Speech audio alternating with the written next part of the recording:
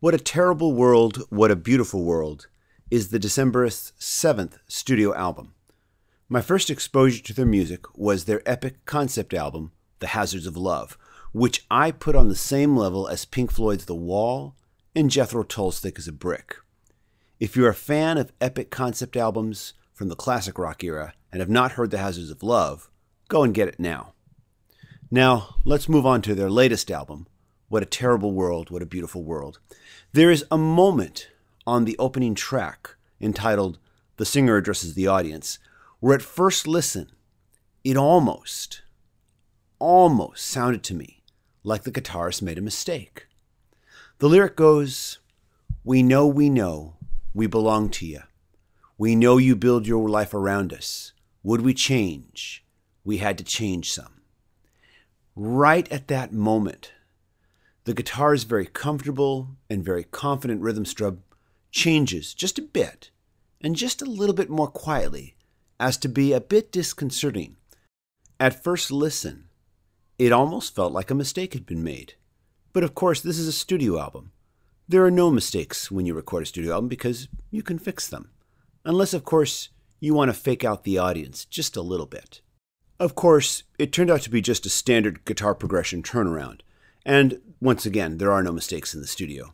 I don't know if it was intentional or not, but it sure felt like it was. And if it was a cool bit of musical subtlety that works perfectly with its humorous lyrics about the relationship between the artist and the audience, and how the audience wants to own the artist, and how sometimes the audience has trouble seeing the artist change and grow into different directions.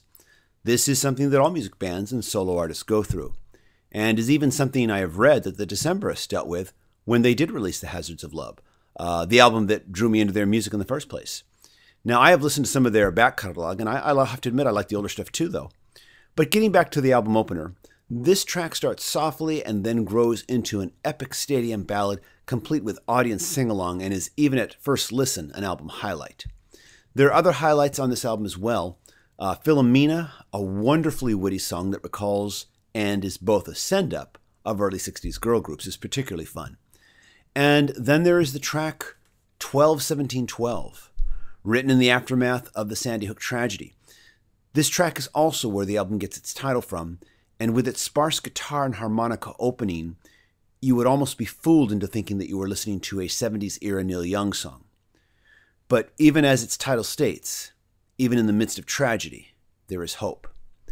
This is not an epic concept album, but it is a concept-free album that mixes both the fun and the enjoyable with the tender and the beautiful, and even the tragic. It takes pleasure in its wittiness during the former, and is nakedly sincere during the latter. It's an album that reflects on the simple and big moments of life, and it does so with mostly fairly catchy songs. And it also has the band effortlessly combining pop, rock with folk, Celtic, surf, oldies, and traditional country western genres. All in all, a solid entry into the Decemberists catalog, a definite must for the already converted, and some of its songs have the potential to reach out to new converts. On first reaction, I'm giving this one a 3.5 stars out of 5.